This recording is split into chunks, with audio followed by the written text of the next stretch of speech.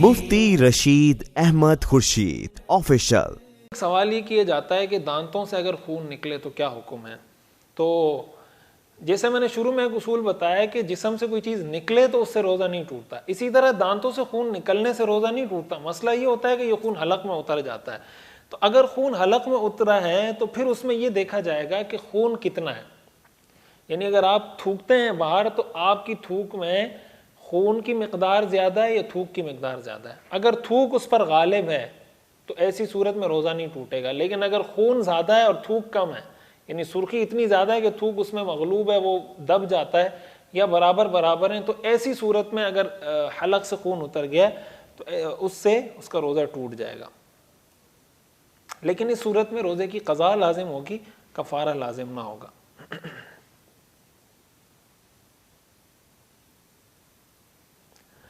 इसी से मिली हुई बात एक ये भी है कि रोज़े की हालत में दांत या दाढ़ निकलवाना, बाज़ औक़ात ऐसी कोई शदीद तकलीफ़ शुरू हो जाती है दांत में या दाढ़ में कि निकलवाना पड़ जाता है, तो अगर उसके लिए मुमकिन है कि वो इफ्तारी तक का वेट कर ले तो इफ्तारी के बाद करवा ले ये एक्टिविटी, ये अमल। लेकिन अगर बहुत ज़्यादा शदीद तकलीफ़ है तो और वो दांत निकलवाता है और जो भी दवाई लगाई जा रही है उसको वो उसके हलक में चली जाती है तो बहरहाल उसका रोज़ा टूट जाएगा, लेकिन क़ज़ा लाजिम होगी, कफ़ारा उस पर लाजिम नहीं होगा।